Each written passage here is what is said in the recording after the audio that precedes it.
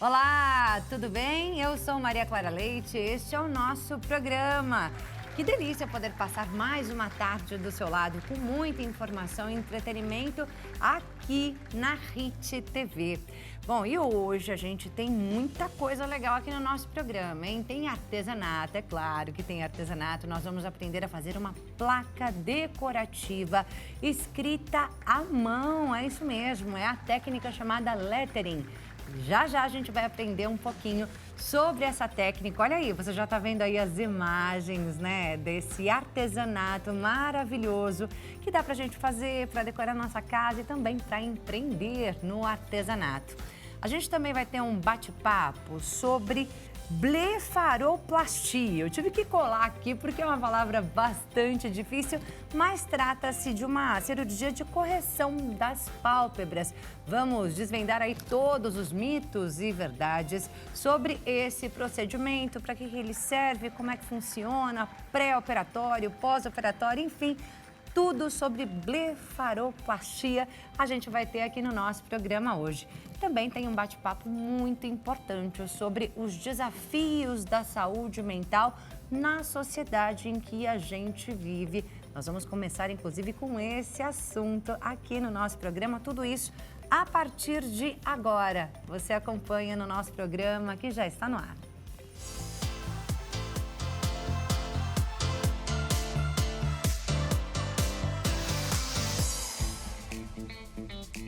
Seja muito bem-vindo ao nosso programa, uma ótima tarde para você. Muito obrigada pela sua companhia.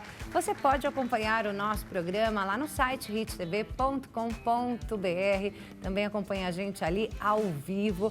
Já peço, claro, que você siga a gente nas redes sociais, o nosso programa, a HIT TV e a mim, Maria Clara Leite TV. Esse é o meu perfil lá no Instagram. E claro, se você quiser participar aqui do nosso programa, a gente tem um bate-papo super importante agora sobre saúde mental, né? Quais são os desafios da gente manter a nossa saúde mental nessa vida moderna, nos tempos em que a gente vive, na sociedade em que a gente vive? A gente vai ter esse bate-papo agora e você pode fazer a sua pergunta. Se você tem alguma dúvida sobre esse assunto, manda sua pergunta pra gente no nosso WhatsApp, DDD 11, número 3337-5886, 3337-5886. Esse é o nosso número para que você possa participar aqui do nosso programa. Afinal, ele é nosso, então nos ajude a fazer o nosso programa.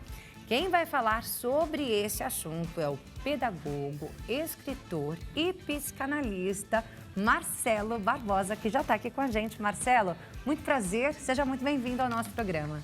Claro, o prazer é todo meu estar aqui nessa nova fase do nosso programa, te conhecer, a honra é toda minha. Toda minha, menino. Toda minha.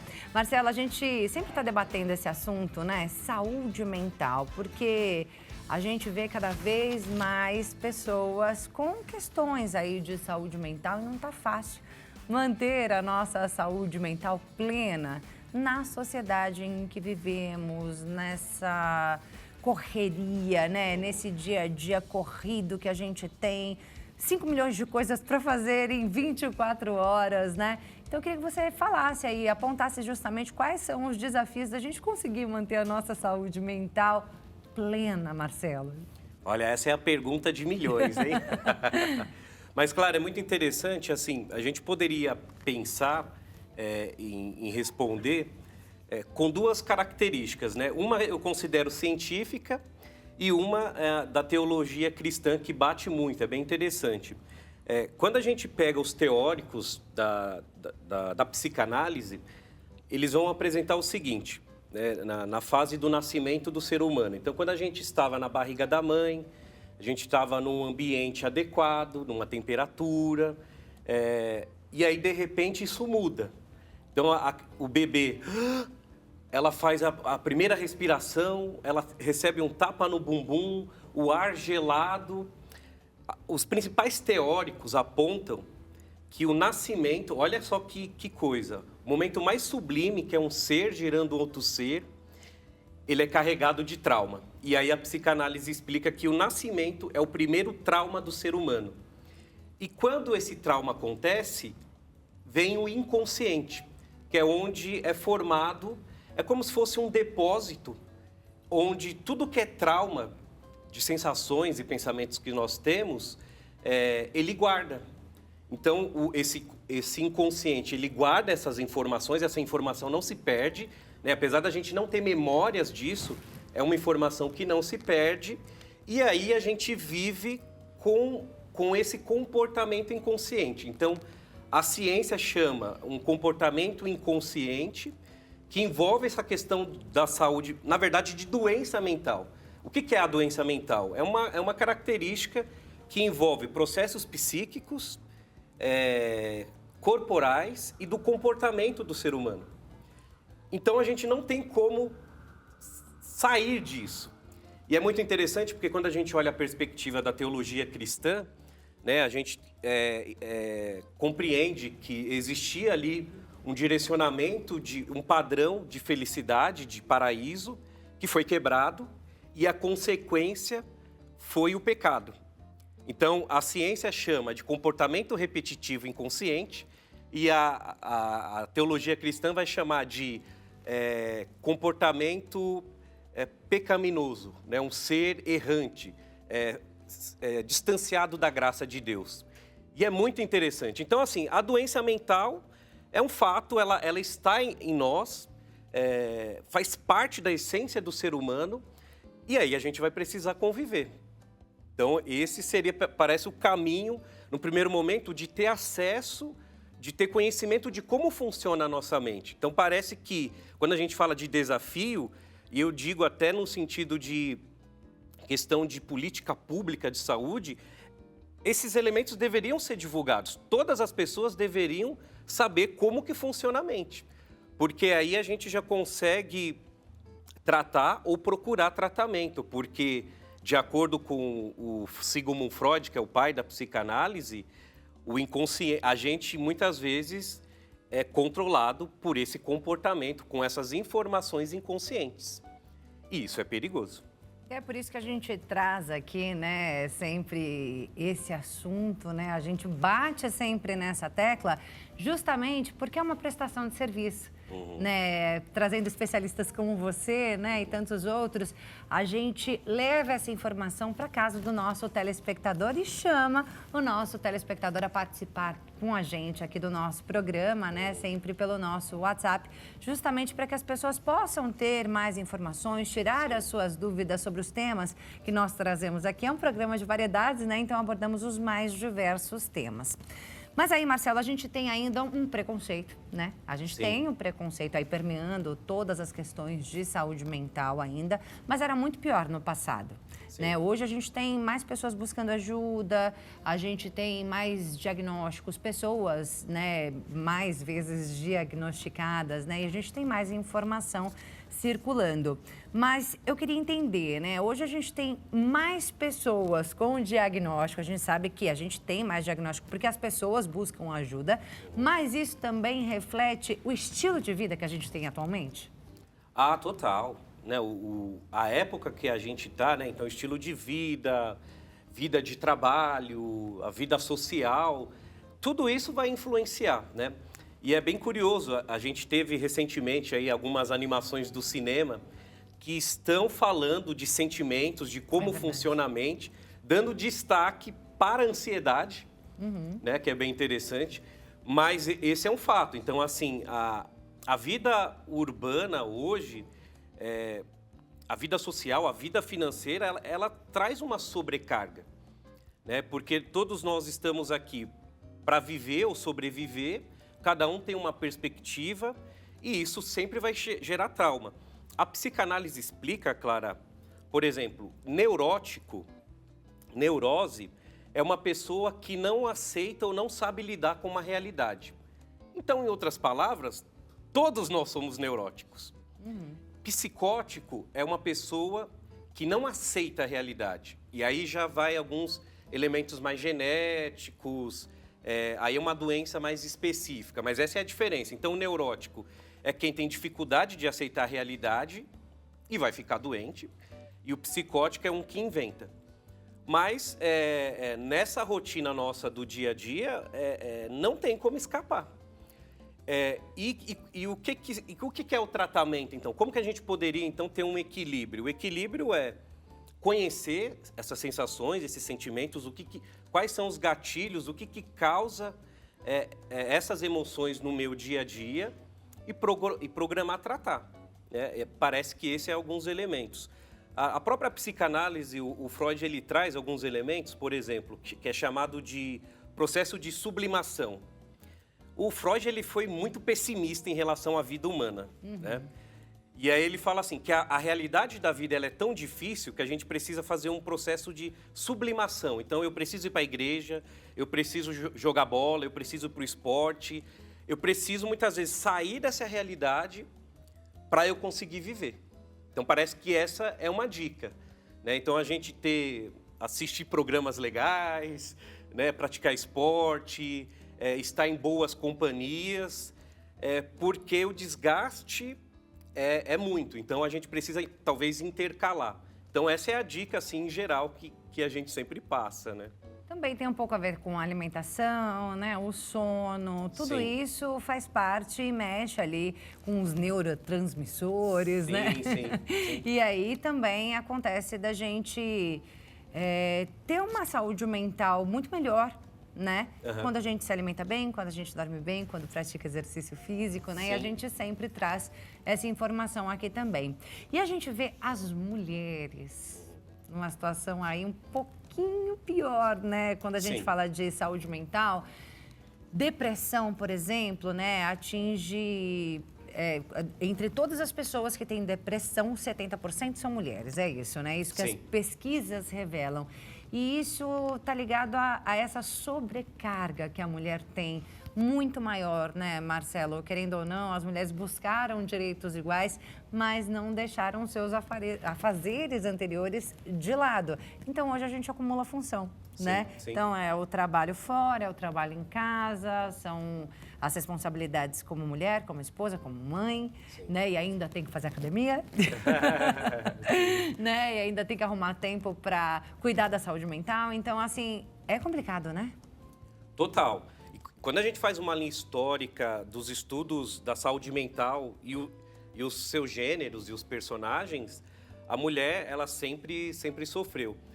E é até interessante que a criação da psicanálise, ela nasceu numa época que, lá em Viena, onde Freud estudava, que a gente está falando de uma sociedade que existiam regras e padrões, principalmente contra as mulheres, e essas mulheres ficavam doentes, tanto que nos estudos apontam, a gente tinha, por exemplo, como se fosse um manicômio com 5.000 mulheres. Né? Por quê? Porque a mulher não podia se expressar, ela não podia apresentar suas ideias, suas informações, ficava doente. A medicina, na época, interpretou muito errado, chamou isso de histeria. Né? Era um estudo que falava que era um problema no útero, mas, na verdade, era uma patologia mental. Então, sim. Então, quando a gente vê direcionamentos específicos para um público específico, ele vai trazer essas patologias. Aí a gente está falando do mundo do passado, que muitas vezes no contemporâneo ainda não mudou. A gente sabe que as mulheres vêm se empoderando, vêm se conscientizando, os homens também, né? Qual que é o papel da mulher em casa, mas qual que é o papel do homem em casa? Né? Como que eu troco esse papel? Né? Então, essas diferenciações são importantes, né? Na vida social familiar e na vida social profissional. Mas um fato é esse, né? A mulher, ela tem esse peso por causa, né, de direcionamentos históricos e culturais. E muitas vezes algumas conseguem quebrar, se conscientizar, outras não. Por exemplo, a minha esposa, eu tive a sorte, ela me conscientizou. Né? A gente está com quase 13 anos de casado, né? E quando a gente noivou, eu não sabia fazer arroz, né? Porque a minha mãe, eu era tão desastrado que ela não deixava eu ir para a cozinha, né? E eu também aproveitava, é claro, né? Mas ela pegou e me ensinou, me mostrou, né? Uma pessoa consciente e para mim isso foi muito grandioso, né? Então, quando a gente vê esses comparativos domésticos e profissionais, É importante, sim, saber que a mulher, ela tem esse sobrepeso, sim, e aí precisa dessas informações para mudar esses comportamentos, né? E para manter a saúde mental, né? Sim, sim. Quer dizer, você entendendo isso como homem, como esposo, né? Sim. Você ajudou também, contribuiu para manter a saúde mental da sua esposa, não é isso? Então foi muito bom. É importante a gente trazer essa informação aqui também. Com certeza. Não é verdade? Para todo mundo que está acompanhando a gente, ficar ligado nisso daí. Né? E se não tiver mudado a atitude, mudar a partir de agora, né, Marcelo? Claro, importante. Diálogo, muita conversa, né? Isso tem que ser trabalhado, né? É isso aí. E aí, quando a gente fala de saúde mental, a gente está falando de um conjunto de fatores biológicos, psíquicos, fatores genéticos, Sim. mas também estamos falando do ambiente em que vivemos. Ah, com certeza. Eu até venho pesquisando muito essa área de enquanto o ambiente social influencia. Não sei se eu posso falar de um livro que eu estou lançando.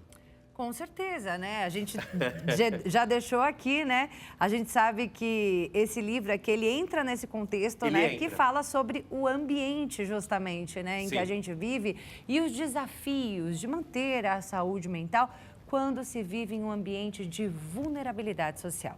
É sobre isso? É sobre isso. Clara, a gente... Ali, ó, A Vida de Cão do Requis. É esse mesmo. Quem é Requis? Então, esse livro é no gênero de contos, né? Eu chamo de contos neuróticos. Então, o Requis, ele não sabe se é um cachorro, como mostra a imagem, se é um dinossauro Rex ou se é um ser humano. Então, eu não vou poder dar spoiler. Quem tiver interesse vai ter que ler. Mas, assim, ele é uma mistura assim, de ficção com pesquisa científica. Claro, a gente tem um teórico, é um psicólogo suíço, Jean Piaget, os educadores conhecem bastante. Ele tem uma teoria que ele fala o seguinte: o ambiente físico, ele influencia e muitas vezes ele determina o comportamento humano. Cara, quando eu conheci essa teoria, eu me espantei, porque o que ele está falando? Que o ambiente familiar, que o ambiente social, ele dá esse direcionamento. O meu livro, ele fala especificamente a gente fala sobre questões de vulnerabilidade, né? Então, favelas, comunidades, periferias, a gente chama de moradia irregular, né? Então, por exemplo, quando a gente olha na história do Brasil o que é uma favela, isso está incluso. Porque a favela, ela é um ambiente onde as pessoas, no primeiro momento, procuram por moradia. O Estado se distanciou dessa estrutura social. As pessoas montam as suas regras, que muitas vezes são regras contra uma regra maior, cidadã. E aí a gente vai ter um conflito. Então a gente vai ter doença mental, direcionamento para o crime. Por exemplo, eu tenho uma teoria, um estudo. Por que aqui no Brasil, quando a gente olha para a população carcerária, ela é preta, parda, pobre, branca, favelada? Então, isso não é uma coincidência. E é tudo de origem de locais de vulnerabilidade. Então, não é uma coincidência, isso é um acontecimento. E por isso que no meu livro eu uso essa linguagem, assim, no primeiro momento, para refletir, porque ninguém faz nada, a gente não tem política pública. Eu venho pesquisando muito, né, essa temática. Eu não vejo aqui no Brasil, sei lá, um plano, uma agenda para acabar com as favelas, para que as pessoas realmente tenham uma dignidade, que elas possam ter o seu ambiente, seu espaço, sua regra, possa pagar seu imposto. Não tem. E eu venho pesquisando, se a gente for assim, no Japão, que é um país que tem tsunami, quando acontecem essas tragédias, em uma semana, eles reconstroem a cidade. Como que a gente não tem essa tecnologia aqui no Brasil? Então, assim... Está bem longe, hein? Está bem longe, muito. Estamos bem longe disso. Então, é isso que eu provoco, que eu questiono. Então, assim, se a gente tem... Eu estou falando de uma teoria, mas existem várias que falam. O ambiente social, ele influencia e determina. Então, se a gente tem teorias que afirmam isso, como que a gente deixa pessoas morando em locais irregulares? Fora que é uma população que, historicamente, fica ali um pouco mais suscetível a abandono, Sim. violência doméstica, Sim, sim. né? Tudo isso. sim. Tudo isso se engloba também. Claro. E aí, todos esses comportamentos vão trazer o que a gente poderia chamar de traumas sociais. Aí é violência física, verbal, crime, tráfico. Então, quer dizer, tem todo um encadeamento do porquê que esse comportamento existe na nossa sociedade. É muito triste. A gente sabe, Marcelo, que todas essas questões, né, de moradia, acesso ao ensino, até o próprio emprego, acesso à saúde, é um problema social, né, como Sim. você está destacando aqui, né, é um problema social e que cabe ao Estado realmente resolver, né? Sim. Mas quando a gente fala de saúde mental, não tem como. Essas pessoas elas vão ser afetadas por tudo isso, né? Por essa situação de vulnerabilidade social. Mas a pergunta é, tem como manter a saúde mental mesmo estando diante dessa situação?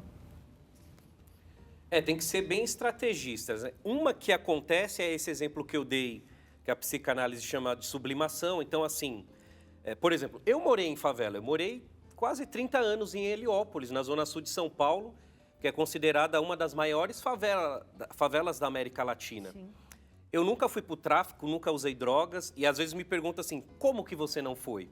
Porque eu consegui, o que a gente estuda, a energia que eu tinha, o direcionamento que eu poderia ter para o crime, eu troquei pelo estudo, eu troquei pela igreja.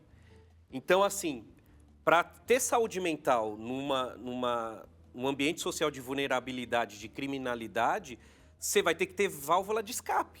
Então, eu vou ler, eu vou para a música, eu vou para o esporte. E é bem temporário, né? Porque você sai, mas depois você volta para lá. Então, tem que ter muita sabedoria, muita inteligência. E eu sempre... É um pouco polêmico, mas eu acho que tem que sair do ambiente. Eu saí. Eu não conseguia... Teve uma época que eu não conseguia mais conciliar. Porque quando você está dentro do ambiente, você faz parte, né? Então, de tudo que pode acontecer ali. E então eu me programei, foram quase 20 anos eu programando, sair desse espaço social. Eu consegui, né? Eu me sinto privilegiado por isso, mas eu conheço muitas pessoas que não conseguem ou porque inconscientemente não querem. É isso aí. Marcelo, aproveitando então, eu vou aproveitar esses últimos minutinhos que a gente tem aqui com você para chamar pelo menos uma ou duas perguntas de WhatsApp que chegaram. Eu agradeço você que está em casa, que participou aqui do nosso programa. A gente não vai conseguir responder todas as perguntas, mas eu te agradeço muito a sua participação aqui no nosso programa. Vamos colocar uma no ar então, por favor? O Rodrigo Pérez, de Florianópolis, Santa Catarina. Obrigada, Rodrigo, pela sua participação. Ele diz, boa tarde, gostaria de saber se uma crise de estresse pode afetar o ciclo menstrual e de que formas? Acho que a esposa dele aí teve algum problema, né? Eu não sou muito especializado nessa área, mas quando a gente vê os estudos de o quanto a resposta de ansiedade ou de estresse causa no corpo, com certeza vai influenciar. Também nisso. Com certeza. Eu tenho minhas colegas que trabalham de forma mais específica, aparece isso sim, né? Mudança do ciclo menstrual, muitas vezes bipolaridade, mudança do humor. Então, sim, uma sobrecarga de informação, de hormônio, ela vai sim influenciar. E aí acho que o tratamento, né, a terapia é importante para verificar, né? É isso aí. Então, teve algum sintoma, né? A gente sabe que teve alteração ali no ciclo menstrual, teve algum sintoma, mudança no apetite, mudança no sono. Que mais? Que sintomas que são característicos que a pessoa precisa buscar ajuda, né? Pelo menos para entender o que está acontecendo. Tem um que acontece muito e as pessoas não reconhecem, que é a crise de ansiedade. Então, assim, sei lá, você parou, foi tomar um café, daqui a pouco o coração começa a acelerar, começa a perder o ar, a suar. Nossa, meu Deus, o que está acontecendo? Acho que foi por acaso. Não foi. Então, a crise de ansiedade ela é muito comum, várias pessoas têm e não sabem que e às vezes não procuram ajuda. Então, esse é um elemento que precisa ser investigado, ser acompanhado, porque é o corpo te dando resposta, alguma coisa não está bem.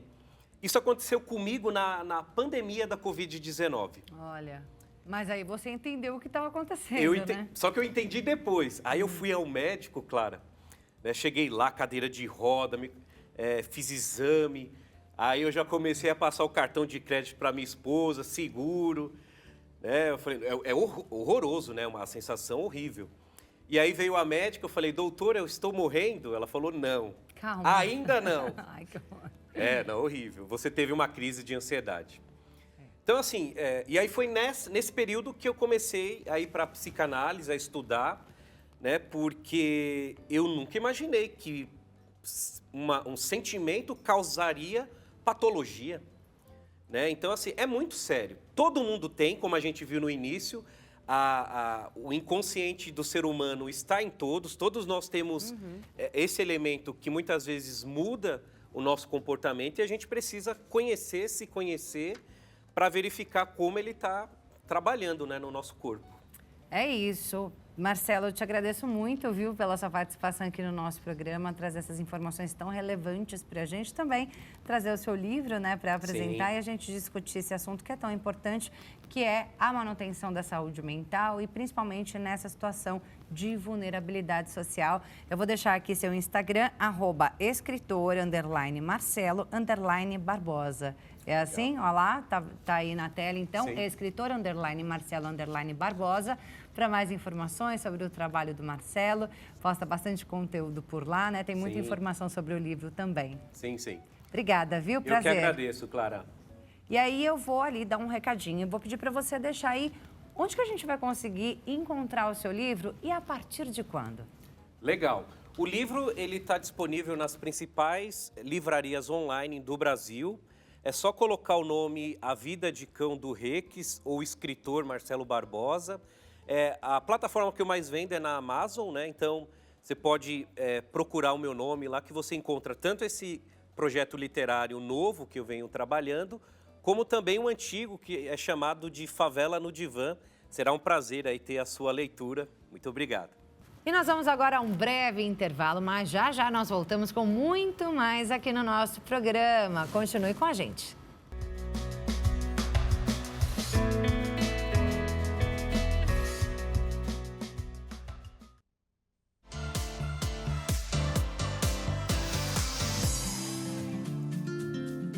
Já estamos de volta com o nosso programa. Mais uma vez, seja muito bem-vindo aqui com a gente. Muito obrigada pela sua companhia. Já tivemos aqui um bate-papo muito importante sobre manutenção da saúde mental na sociedade em que nós vivemos. E agora é hora de artesanato aqui no nosso programa e é por isso que eu já vou pedir para rodar a vinheta.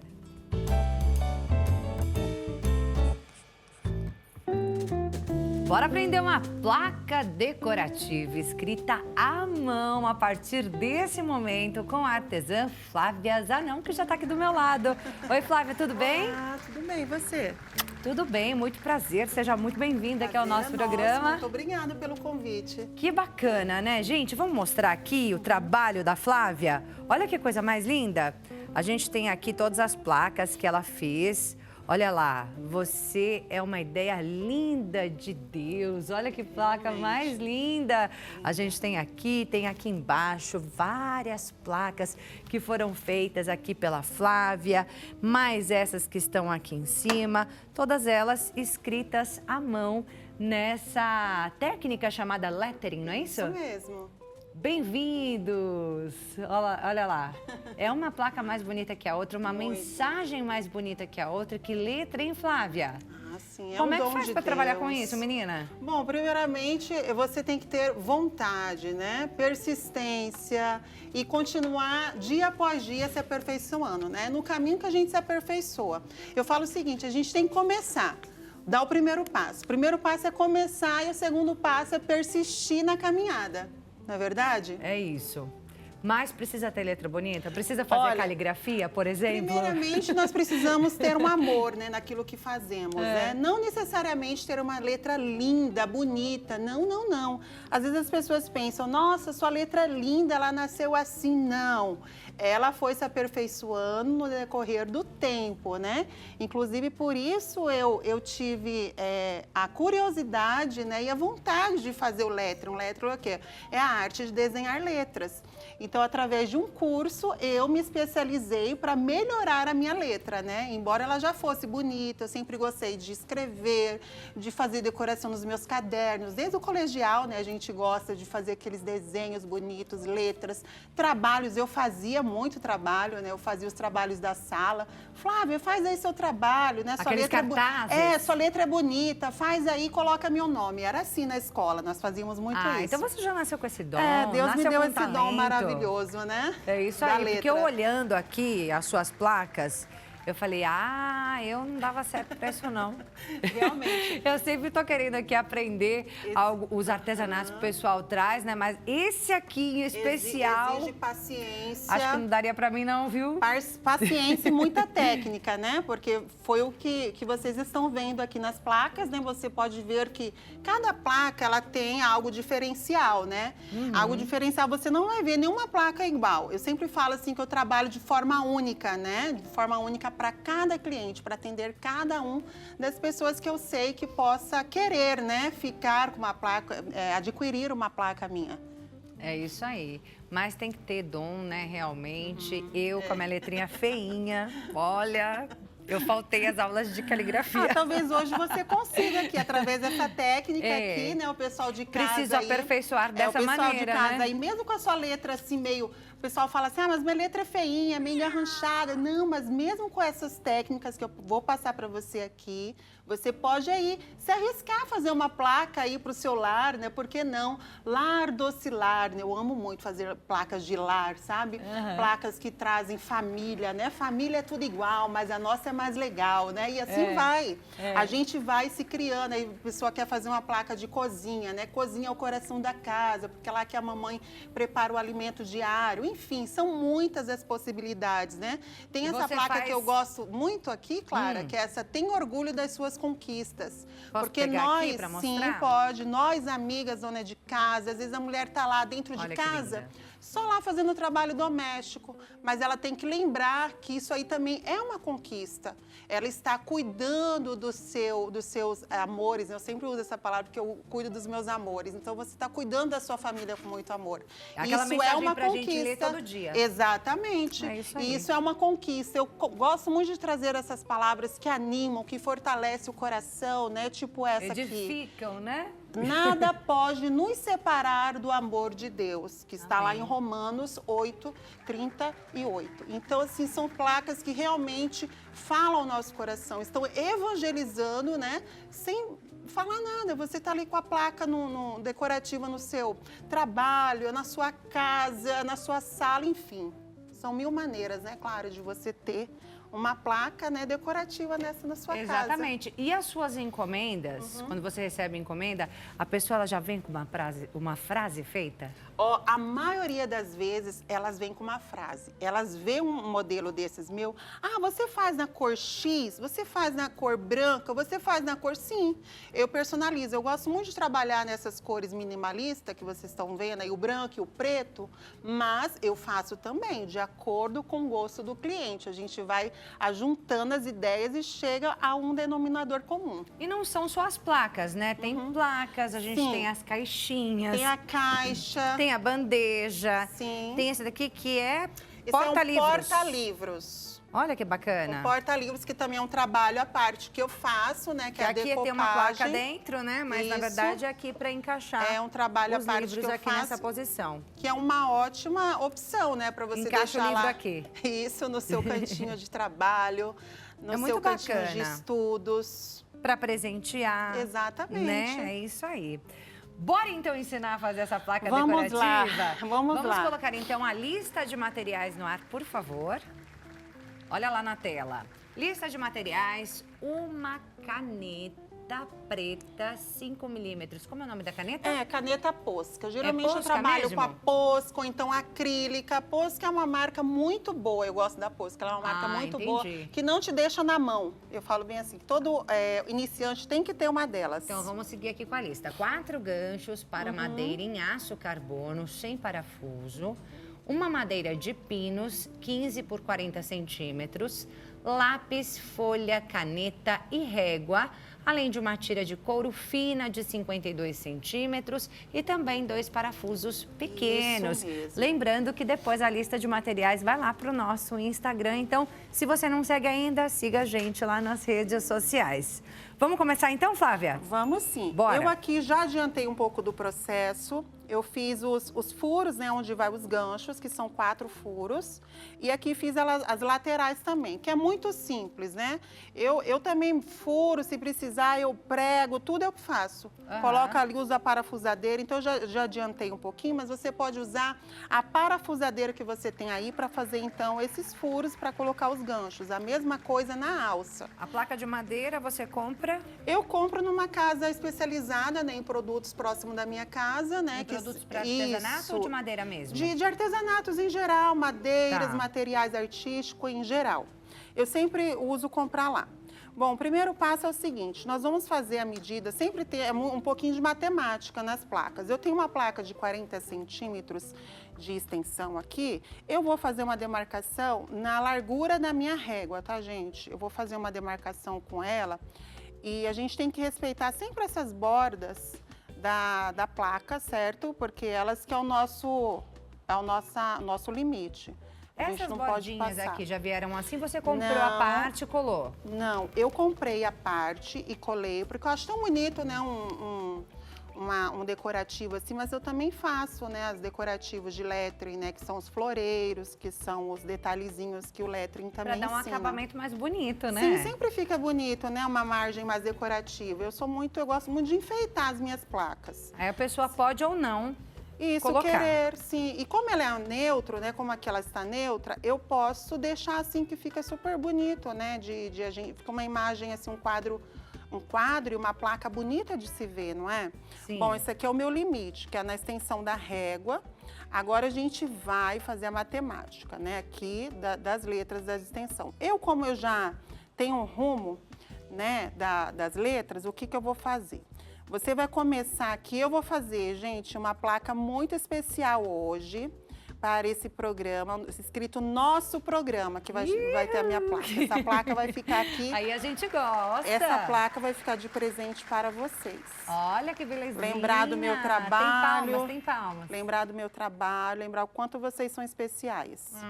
Você Aqui, que é ó. especial, Flávia. Obrigada, viu? Bom, eu vou trabalhar uma letra.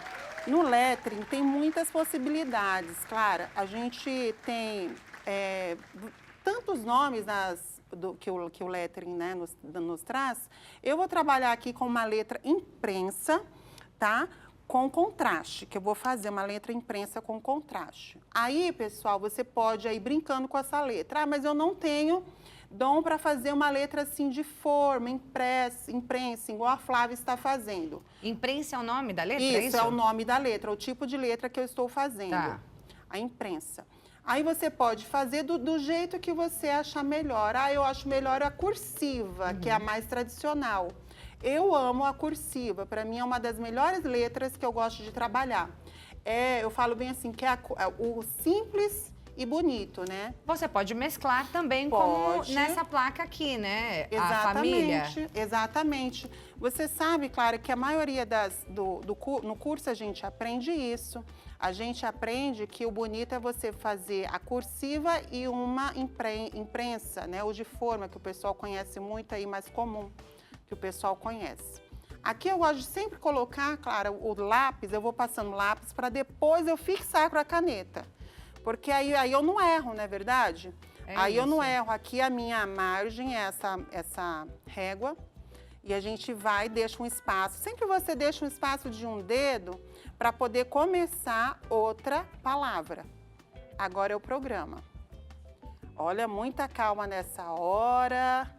Tá vendo? Enquanto tá aqui, Clara, aí fica aquela musiquinha gostosa, a gente tá em casa, meditando, É deixando... uma terapia o artesanato, né? Exatamente. E você fez um molde aqui embaixo, Eu fiz. né? Posso Esse mostrar? aqui pode, esse aqui é o meu rascunho. Pode, enquanto você vai fazendo aí, Aham, eu é vou a mostrar letra que aqui, eu ó. havia escolhido para Ela fazer. fez um molde e tem um Hit TV também aqui embaixo, né? Então, ó, nosso programa Hit TV é assim que vai ficar.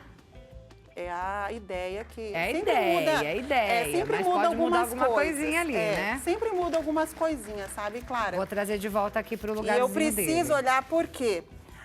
Nós, às vezes, comi uma letra, já aconteceu comigo? Já. Aham. Porque eu erro como qualquer outra pessoa, não é verdade? Com E aí eu vou certeza. lá, ai meu Deus, meu esposo que gosta de ver muito E isso. que Ele vai fica, aperfeiçoar ele também, fica me né? policiando. Amor, você não comeu uma letra? Aí eu vou e começo a rir e falo, amor, é verdade, eu perdi aquele quadro. Por isso que é importante o fazer de lápis, porque você tem como Exatamente. consertar. Muito bem, isso mesmo. É bacana. Mas olha só, enquanto isso, muita calma, viu? Só. É, tem que ter calma, tem que ter tranquilidade. Depois que você finalizar o nosso programa, eu vou pedir para você já pintar. Você já consegue pintar essa parte de cima? Já. E depois finalizar a parte de Já baixo? consigo, sim. Só pra gente já Você ir quer tendo ver uma já ideia, tendo uma ideia? né? Ótimo, ótimo. De como é que sim, fica. Posso fazer isso sim. Agora, esse G aqui é maestria para fazer esse G. Um G sensacional. Olha, é mesmo. Você fez, então, um curso, né, de lettering e você aproveitou a pandemia para fazer, você estava contando, né? Sim, eu fiz, né? Eu estava com a minha filha em casa, ela já é adolescente, mãe, compra para mim uma apostila. Ela viu uma apostila. E eu preciso também dessas canetas, que é a famosa Blush Pen, né? Que é O curso, então, é você autodidata, é isso? Você vai estudando com base ali naquela apostila sem professor? Sim, Olha não. que beleza. Não, perdão. Esse aí era da minha filha, o que ela aprendeu a fazer com aquela Entendi. técnica. Agora, o meu não. O meu foi realmente um curso online que eu paguei, né? Que eu paguei na plataforma, tudo bonitinho, com o professor ensinando, aulas ali práticas, Mas né? de como online, fazer tudo isso. online. Ou seja, a pessoa que está em casa, que gostou dessa arte, consegue fazer um curso online. Sim, também consegue. Em quantas aulas, mais ou menos, já dá para começar a brincar? Ó, eu acho que do início ali, quando já nas 5 primeiras aulas, você já consegue ter uma base da cursiva, né? Da cursiva com relevo, da cursiva com contraste. Já dá para você se arriscando ali em placas simples, MDF, caderno mesmo, que o caderno que é o nosso guia, né, ali. Sim. Nós viemos com a apostila, vamos lá então passar aqui já na primeira letra. E a gente vai, como a gente fala, se a gente esperar estar pronto, sabe, Clara, para começar um trabalho, a gente nunca vai estar. Você precisa ir mesmo, com medo, tremendo, sem tremer, e continuar indo. É isso aí. Se nós, como eu falei para você, nós estávamos conversando ali, né, nos bastidores, que a tal comparação, às vezes, faz a gente se perder. Ah, mas o dela tá mais bonito, mas o digital, Olha, eu acho que antes de existir o digital, já existia, sabe? Não, só tinha isso aqui, a mão. Tudo era à mão, tudo era mais, né? Menos, a gente não dependia de tudo isso. Hoje não. Hoje tem muitas formas de você falar, não, eu não quero algo escrito, algo assim, não, eu vou digital mais rápido.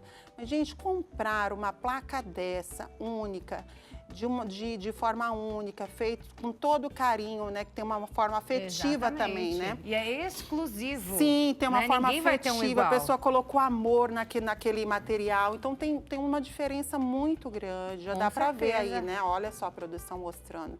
Já dá para ver aí, E pessoal. tá ficando lindo, hein? Uma diferença já, não dá? Aí a gente vai indo com muita calma. E na tela não dá para ver direitinho as letras ali A gente escritas já vai a tendo- lápis, mas Nós já com a vai tendo caneta... uma noção, né, Clara? Olha lá. E eu ia te perguntar, precisa apagar depois, né? Passar uma borrachinha ou nem precisa, não dá pra ver nada, né? Você viu que eu já cobri, eu passo em cima, exatamente em cima do lápis, bem fraquinho. E aí não dá pra ver Bem nada. fraquinho, exatamente. Olha lá. Ó, o G especial agora. Olha só, gente, esse G aqui foi um desafio. Eu fiz ele, mas já tinha muito tempo que eu não fiz.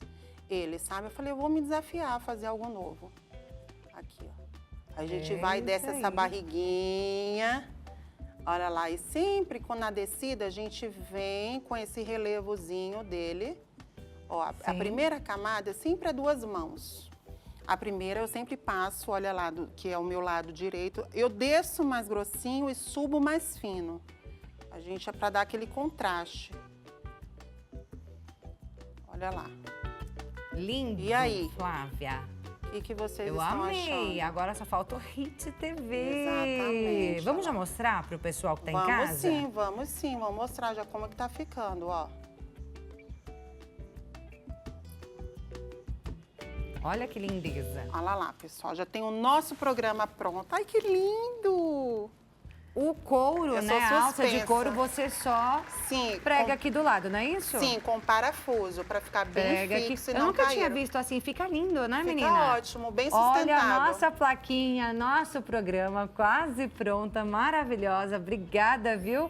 Por ter trazido. Aqui a gente está vendo os furinhos, é que aqui você prega uns Vamos colocar ganchinhos, né? Isso mesmo. Que a ideia é que isso daqui seja um porta-chaves, um porta-cachecol, Porta-collar. colar. Isso, colar. O que a pessoa se cinto, interessar em colocar. né? Dá para Cintos. colocar bastante coisa. Realmente. Flávia, a gente vai seguir para um breve intervalo. Eu vou pedir para você seguir com o seu trabalho aqui na Ok. bancadinha do nosso programa. Combinado. Tá? E aí, no final, quando você terminar, a gente vai fazer um tchan, tchan, tchan, tchan e vai mostrar. Né? Aquele... Olha lá, que o tchan, tchan, tchan, bonita. tchan. Aí a gente mostra aqui o seu trabalho finalizado para quem está em casa. E você que está em casa depois, como eu disse, vai acompanhar aí toda a lista de materiais. E você pode também, inclusive, rever esse programa lá no YouTube Hit TV ao vivo. Como eu disse, vamos agora a um breve intervalo e já voltamos com muito mais aqui no nosso programa. Fique com a gente.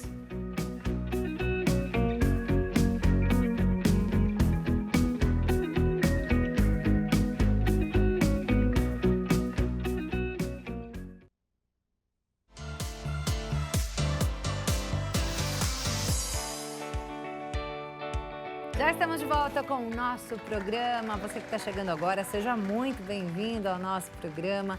Muito obrigada pela sua companhia. A gente já teve muita coisa bacana aqui hoje. Já tivemos artesanato, na verdade. A gente tem ali Flávia Zanão terminando ainda esse artesanato. Uma bela placa escrita à mão. Uma arte muito bonita chamada Lettering. Olha ela ali, finalizando a nossa placa, nosso programa Hit TV. Daqui a pouco você vai ver o resultado desse trabalho e pode acompanhar também o passo a passo, revendo o nosso programa lá no YouTube, no Hit TV ao vivo. Falamos já sobre saúde mental e agora é hora de falar de beleza. Estética, será que é estética? Vamos tentar entender. Será que é saúde, né? Um pouco de tudo. Estamos falando da blefaroplastia. É um trava-línguas aí, mas trata-se da correção das pálpebras. Quem está aqui para falar com a gente, a doutora Juliana Rampani, que é farmacêutica e especialista em saúde estética. Doutora Juliana, muito prazer, seja bem-vinda. Obrigada, o prazer é todo meu de estar aqui com vocês. Que bacana. Doutora, antes de qualquer coisa, né, para mim mesma foi um trava-línguas. Eu já vi algumas pessoas fazendo essa correção, né, nas pálpebras, mas eu não sei como funciona o procedimento, então para mim é tudo muito novo, né? O que a gente tem aqui é uma alternativa à cirurgia. Exatamente. Mas tudo chama blefaroplastia, é isso? É, a gente encaixa ali dentro da blefaroplastia. Ó, que difícil que é falar. Porém, assim, é mais comum as pessoas conhecerem como uma cirurgia, né? Aham. Pode ser, como eu vi que você falou, pode ser estética ou realmente é saúde. Às vezes é estética, mas muitas vezes também é saúde, porque a pálpebra ela começa a ceder e atrapalha na visão. Isso faz parte, inclusive, de alguns mitos e verdades que nós trouxemos hoje, justamente para entender o que é essa correção. Eu vou pedir para colocar no ar, então, os mitos e verdades. Você responde para a gente, depois a gente segue esse papo, tá bom? Vamos lá de mitos e verdades. Pode rodar a vinheta.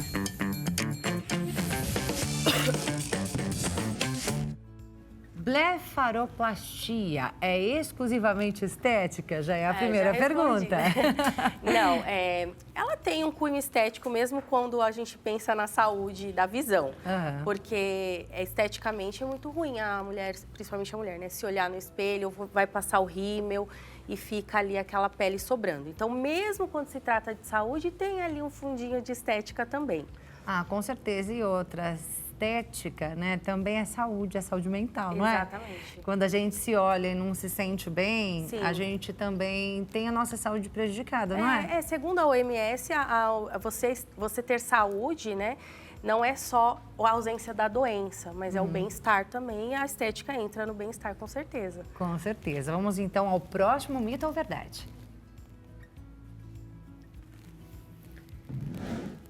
Olha lá, a blefaroplastia deixa cicatrizes visíveis no caso da cirurgia. Sim. Às vezes sim, vai depender muito da cicatrização do tecido da pessoa. Então, como é um corte assim muito delicado, geralmente o médico tenta escondê-lo no côncavo dos olhos, né? Que é essa parte que dobra. Mas às vezes, por conta da cicatrização, pode ficar assim aparente. Mas aqui a gente tem uma alternativa, né, doutora? Isso, E aí, nesse caso, a gente também tem cicatriz ou não? Nesse caso, não. Não. Eu trouxe dois aparelhos que hoje é padrão ouro para tratamento de pálpebras caídas, excesso de pele na pálpebra. Inclusive, um já usado pelos cirurgiões plásticos na Europa há muito tempo, que não é cirúrgico. Então, a gente consegue encaixar e não ter essa cicatriz. Daqui a pouco você mostra pra gente como é que funciona. Vamos ao próximo mito ou verdade.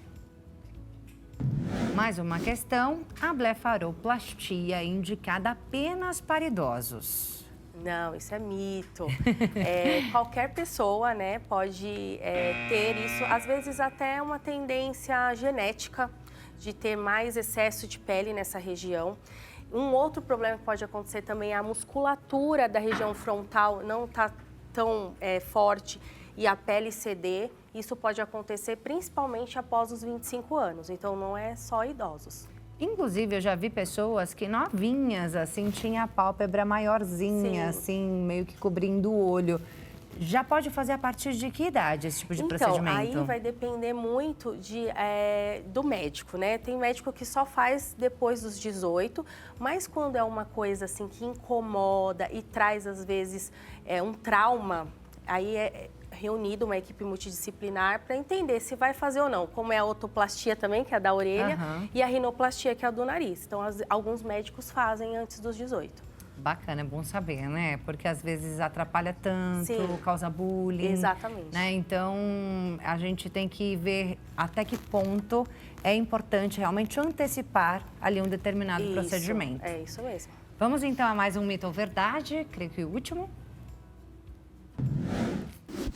A blefaroplastia é uma cirurgia de alto risco para os olhos. Quando se trata do procedimento cirúrgico, é arriscado ou não? Então, aí a gente vai ter que entrar nos profissionais, né? Geralmente, a pessoa acaba procurando um cirurgião plástico. E existem inúmeros cirurgiões plásticos excelentes nessa questão da blefaroplastia. Porém, eu indico que procure um oftalmologista. Os oftalmos, eles fazem já essa cirurgia e eles têm um pouco mais de cuidado ali na hora de fazer o corte. Eu já vi muitos pacientes ficarem com o olhar seco, né? Tem que ficar usando aquela lágrima artificial, porque se retirou um excesso muito grande de pele, a pessoa não consegue juntar os olhos. Olha. Isso pode acontecer dependendo aí do médico que você escolher, né? Então, tem que pesquisar bastante o trabalho do seu cirurgião. Por isso que é bacana a gente trazer aqui alternativas Exatamente. a essa questão. E é por isso que a doutora Juliana está aqui com a gente hoje, para mostrar alternativas que são menos invasivas, não é isso, Exatamente, doutora? isso mesmo. Vamos então falar sobre elas? Vamos lá. Ó, esse aqui é um laser, ele é um laser de iodo. Aí eu até deixei ligadinho aqui pra gente ver. A pontinha dele vai ficar vermelha. Tá vendo? Olha só, tem um barulhinho. Ó, não sei se dá pra ver, acho que na minha camisa, né? É. Ó, tá vendo? Isso aqui é um laser e ele vai... a gente faz um pequeno furo aqui nessa região, a lateral dos olhos, e a gente introduz essa luz dentro da pele. E aí a gente liga o aparelho e ele vai emitir ondas de calor. Então ele vai esquentar o tecido. Com isso eu consigo fazer a retração da pele. Olha que bacana. Então, antes de você pensar na cirurgia, que eu acredito que seja o último recurso, é legal a gente já ir tratando antes que aconteça uma queda muito grande. Então, a gente percebeu que já está caindo, que como eu falei, ali dos 30, 35, a gente vai perdendo colágeno, já vai descendo um pouquinho de pele, já pode fazer uma sessão desse, por exemplo, para você evitar ter essa cirurgia muito próxima. Porque até mesmo casos de pessoas que fazem a cirurgia ali nos 30 anos, pode acontecer da pele ceder novamente próximo dos 50 anos. É isso que eu ia perguntar, não é um efeito eterno, Não né? é eterno. Esse resultado pode ser bacana ali no começo, no princípio, mas com o tempo seja necessário fazer de novo. Sim, se a pessoa já teve a indicação de cirurgia, é porque ela já tem essa tendência de excesso de pele nessa região. Então, o ideal é que ela possa, assim, adiar o mais rápido, assim, o máximo que ela conseguir essa cirurgia. Porque se ela fizer nova, com certeza ela vai ter que repetir. Então, o que entra aqui para a gente trazer essa segurança de não ter que ficar toda hora se submetendo a um processo cirúrgico, são os procedimentos de cunho estético, né? Ele entra aqui como estética, porém, como eu disse, na Europa ele já é utilizado pelos cirurgiões amplamente, até com estudos comprovando que muitas vezes traz um benefício maior que a própria cirurgia. Olha que bacana. Então, ele é o que tem de mais moderno. E a gente tem uma outra tecnologia, que é essa canetinha aqui, bem simples, que ela é um jato de plasma, muito conhecida aqui no Brasil, onde é o mesmo princípio, a gente vai ligar e ela vai emitir calor, vai emitir o jato de plasma e fazer pequenas queimaduras. A diferença entre esse daqui e esse é que eu introduzo a minha luzinha por dentro da pele e esse é por cima. Ah, tá. Então, eu faço vários pontinhos de queimadura ao redor dos olhos e aquilo provoca uma inflamação, uma queimadura de fato. Descasca? Descasca e aí eu trago um retorno dessa pele, uma elasticidade novamente. Eu dou um susto nela. Entendi. Então, ela é bem utilizada. E dicas de casa que eu também trouxe, né? Que às vezes a gente usa muita maquiagem e no final do dia os olhos estão mais cansados. Essa região é muito difícil drenagem, então geralmente fica mais inchadinho quando a gente acorda e quando a gente vai dormir. E é importante então a gente pensar na drenagem da região e além disso também na parte de hidratação. Então, isso aqui é muito simples. É uma máscara de gel que a gente pode colocar no freezer e aí antes de dormir você põe um pouquinho nos olhos. E na hora que acorda, não? Na hora que acorda também. Se tiver esse tempo, né? Porque eu acordo já esbaforida. Por que não tem o pessoal que acorda e coloca o rosto assim, numa bacia de gelo? Numa bacia de gelo, mais ou menos esse princípio. Nesse frio, meu Deus, que muita medo. coragem, né? Mas ela ajuda muito principalmente quem tem essas bolsas, porque quem tem bolsas tem maior tendência a ter queda de pálpebra, porque a pele incha e aí desincha e vai dando essa falta de elasticidade, de tanto que inchou. Outra coisa que é importantíssima é a gente ter um hidratante para a área dos olhos, com ácido hialurônico, vitamina C. E durante o período que a gente está em cuidado com a pele, ali antes de dormir, depois que ela estiver limpa, fazer essa massagem circular com esses cremes, que a gente pode encontrar, às vezes, até em farmácia, para fazer essa drenagem da região. Então, a gente já ajuda bastante para evitar também que a gente tenha esse problema lá na frente, né? Doutora, como você está aqui ainda, vamos já voltar um pouquinho, falar aqui desse procedimento, qual é o nome? Ele chama endolaser. Endolaser. Isso. Né? Vamos falar aqui do endolaser, eu queria que você explicasse. Quantas sessões são necessárias? Sim. Depende de pessoa para pessoa. Todo mundo pode fazer, não pode? Vamos entender, explorar então? Aqui. O endolaser, ele, assim, tem que ser para um profissional habilitado, né? Então, Não pode ser qualquer pessoa que faça, porque vai ter uma incisão na pele e vai ser por baixo. Quem controla o aparelho é o aplicador. Então, a potência que você vai colocar nele vai te dizer se você vai ter sucesso ou não.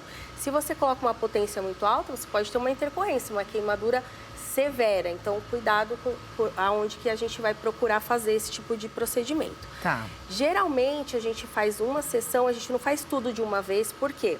Porque eu não posso trazer esse calor em excesso. Ele traz uma inflamação e o pós dele é semelhante a uma cirurgia. É mesmo? Fica muito inchado e tem que fazer as drenagens. Fica roxo também? Fica roxo, às vezes, também, porque ele pode quebrar alguns vasinhos da pele e aí extravasar. Então, o que a gente pede? Para a pessoa estar num momento ali de férias, que está mais tranquilo, para poder passar por esse processo. Aí a gente faz uma vez, espera passar todo o período de inflamação para que essa pele me dê a resposta que eu preciso. E aí sim eu vejo se eu vou precisar de mais sessões ou não. Geralmente, 3 sessões é o suficiente para resolver. E uma média de intervalo entre 30 e 45 dias. Então, quer dizer, a pessoa, esse resultado, ele vai de pessoa para pessoa? Vai de pessoa para pessoa. Não tem como saber exatamente, depois de uma semana já dá para fazer uma segunda sessão. Não dá para saber. Cada pessoa é um tempo diferente. É um tempo porque, assim, cada organismo ele vai se movimentar de formas diferentes. E isso tem muito a ver com estado de saúde, tem a ver com como que é a rotina da pessoa, se ela tem uma vida mais saudável, se não tem. Então, tudo isso, se ela dorme bem, a idade que ela tá, se está na menopausa, se não está, tudo vai influenciar no processo de cicatrização, de reorganização de colágeno. Se ele traz um colágeno para a pele, então, ao passo que eu esquento, logicamente a pele retrai pelo calor, mas depois, quando ela vai ficando, ela fica machucada, ela vai se curando, ela vai trazendo colágeno. Então, nem sempre a gente está apto a fazer um bom colágeno, por conta que a gente precisa de vitaminas, minerais, aminoácidos dentro do nosso organismo. Então, tem que pensar em alimentação, pensar em como que está essa vida, se está saudável ou não. Então, isso é importante para a gente entender de paciente para paciente como que eu vou construir esse colágeno. E aí, da mesma maneira que a cirurgia, né, da blefaroplastia, que a pessoa pode vir a ter de fazer novamente depois de alguns anos, o procedimento é a mesma coisa. A mesma coisa. O que acontece muitas vezes, que a gente vê hoje na estética, as pessoas reclamam primeiro que a sobrancelha deu uma caidinha. Minha sobrancelha caiu. Então, ali já é o primeiro sinal que você está com flacidez ali nessa região. Por quê? Como eu falei no começo, muitas vezes vem pela parte frontal, pela nossa testa, que acaba cedendo o músculo e aí vai fazendo um peso em cima da sobrancelha. As pessoas gostam de arquear a sobrancelha com a toxina botulínica. É uma alternativa, porém a gente não pode esquecer que cada caso é um caso. A toxina ela vai paralisar o músculo, então eu tenho que tomar cuidado. Porque se eu paralisar um músculo que já não está tendo uma boa função, eu posso causar mais queda, mais pitose dessa região. Olha, não sabia disso. Exatamente. Então, pessoas que fazem uso de toxina botulínica muito frequente e chegam numa certa idade, elas podem desenvolver essa queda de pálpebra por conta de um excesso de toxina no músculo. Isso pode acontecer também.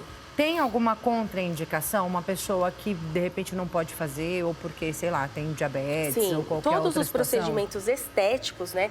Porque quando é saúde, a gente vai no custo-benefício, no risco-benefício. Exatamente. A pessoa tem que fazer, não tem jeito e vai controlando as situações. Agora, a estética, todos eles a gente não faz procedimentos em pessoas que estão descompensadas. Por exemplo, tenho diabetes, está controlada? Então, ok, eu posso fazer. Pressão alta, todos esses acometimentos. Agora, o que é assim absolutamente contraindicado são pessoas que têm doenças autoimunes, porque por se tratar de um procedimento inflamatório, eu não posso inflamar o organismo de uma pessoa que tem artrite reumatoide ou que tem lúpus. Então, isso é uma contraindicação absoluta. E, doutora, no caso dessa outra alternativa aqui, qual o nome? Esse é jato de plasma. Jato de plasma. Isso. O jato de plasma Tem alguma contraindicação? A gente também também contraindica para quem tem doenças autoimunes, né? Contraindica tudo, na verdade, mas ele é mais tranquilo porque ele é fora da pele, né? Esse aqui é o passo que ele entra na pele, ele tem uma potência maior.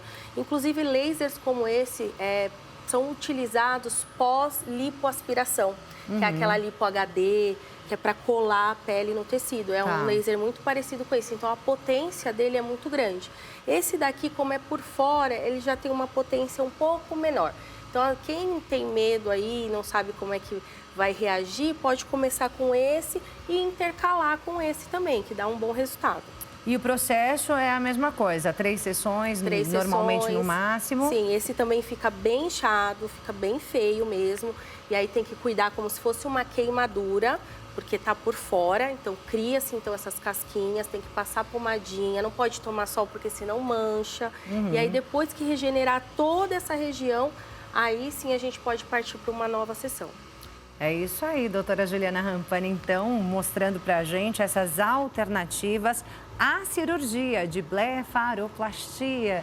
Difícil de falar ainda, mas são esses procedimentos, né, que são de correção justamente da pálpebra, né, das pálpebras caídas e que incomodam tanta gente, né, e que muitas vezes também atrapalham a saúde de algumas pessoas, sim, atrapalham a visão, né, doutora? Então, é importante a gente trazer aqui esses procedimentos, né, falar de saúde, falar de beleza também, né, doutora? Tem tudo a ver. Doutora, eu vou deixar já as suas redes sociais para o pessoal te acompanhar, @doutora Juliana Rampani, também da clínica, @clínica Rampani. Isso mesmo. E a gente tem o WhatsApp, DDD 11, número 94162-4610, como está aparecendo aí na sua tela. Chegaram algumas perguntas do nosso WhatsApp. Eu agradeço muito a sua participação. Infelizmente, a gente não tem tempo de responder a todas as perguntas, mas acho que dá para a gente responder pelo menos uma pergunta. Vamos embora, então? Olha lá, a Cláudia Moura, que diz: olá, gostaria de saber quanto tempo após a blefaroplastia pode fazer ultraformer nas pálpebras. Blefaroplastia superior. Você saberia responder, doutora? Sim, porque, na verdade, eu nem sei do que se trata o ultraformer. Esse aparelho ultraformer, ele é um aparelho de condução de calor também, por fora. A gente dispara um ultrassom, é outra tecnologia, que traz um ponto de coagulação na pele, faz o calor e retrai também um pouquinho. Não é tão potente nas pálpebras quanto esses aqui. Porém, para que a gente possa fazer esse procedimento pós-blefaroplastia, eu preciso esperar pelo menos de 6 a 8 meses pós-cirurgia. O tecido tem que estar totalmente cicatrizado. E para que a pessoa faria? É para manter o resultado. Eu acredito mesmo. assim, se for para uma manutenção ou se for para evitar, para fazer antes do problema acontecer, esse é também uma alternativa bem bacana. Tá ótimo. Cláudia, obrigada pela sua participação aqui no nosso programa. Eu agradeço muito a você que enviou perguntas pra gente. Vamos tentar responder depois pelas redes sociais, mas hoje, infelizmente, a gente não conseguiu responder a todas aqui. E a gente já tem um resultado maravilhoso da nossa placa escrita à mão com a nossa artesã Flávia Zanon. Olha, Flávia, ficou lindíssima a placa, hein, menina? Obrigada. Eu amei. Nosso programa, a Hit TV, olha que coisa linda. Parabéns, viu, Flávia, pelo seu trabalho. A gente tem aí também as redes sociais da Flávia. Vamos colocar na tela também, por favor. Redes sociais da Flávia. É @flaviazanão.lettering, @flaviazanão.lettering, que é justamente o nome aí da técnica, né, Flávia? Isso mesmo. E tem o WhatsApp, DDD 65, número 999-594516. É isso mesmo, Flávia? Isso mesmo. Obrigada, viu, Flávia, pela sua participação aqui no nosso programa. Foi um prazer te conhecer, menina. Obrigada, o prazer é meu. Um beijão e até uma próxima oportunidade, tá? Obrigada, parabéns pelo seu trabalho. E a você também, doutora, muito obrigada pela sua participação aqui no nosso programa. Foi um prazer te conhecer, tá? Prazer foi meu, obrigada. É isso aí. Bem, e com tudo isso que a gente trouxe aqui para vocês, nós encerramos o nosso programa. Tivemos grandes aulas aqui hoje, aprendemos demais aqui no nosso programa e, é claro, eu agradeço muito a sua companhia. Muito obrigada por ficar com a gente aqui até o final do nosso programa. Lembrando que você nos acompanha sempre de segunda a sexta-feira, sempre às 14h. Beijo grande para você. Uma ótima tarde, fica com Deus e até a próxima.